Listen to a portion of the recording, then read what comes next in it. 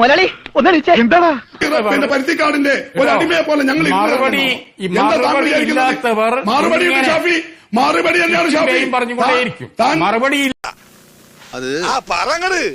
പാണക്കാട് തങ്ങളുടെ വീട്ടിൽ റെയ്ഡ് നടത്തണമെന്ന് പറഞ്ഞത് ആര്യാടൻ ഷൗക്കത്ത്. ആ ആര്യാടൻ ഷൗക്കത്തിനെ പേറേണ്ടി വരുന്ന അങ്ങേറ്റത്തെ മ്ലാനതയിലാണ് ഈ ഷാഫി ഇരിക്കുന്നത്. അതിന് കയറിയിട്ട് വിജയരാഘവനെ ചീത്ത പറയാം. അതൊക്കെ ഗോപാലകൃഷ്ണൻ ഒരു നമ്പറല്ലേ? ഇതെന്റെ ഒരു നമ്പർ. ആദ്യം പറയേണ്ടിരുന്നത് വെള്ളാപ്പള്ളി നടത്തിയ പ്രസംഗവുമായി ബന്ധപ്പെട്ട നിലപാടല്ലേ? അതേക്കുറിച്ച് ഒരക്ഷരം മിണ്ടിയിട്ടില്ല. കാരണം നിലമ്പൂരിൽ വന്നാണ് അദ്ദേഹം ആ പ്രസംഗം നടത്തിയത്.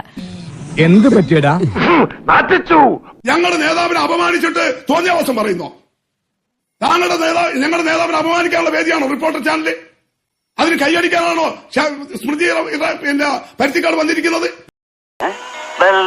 ഇന്ന് തന്നെ ഡോക്ടറെ വിളിച്ച് കാണിക്കണം, ഇല്ലെങ്കിൽ എല്ലാവർക്കും രോഗം പകരുന്നത്.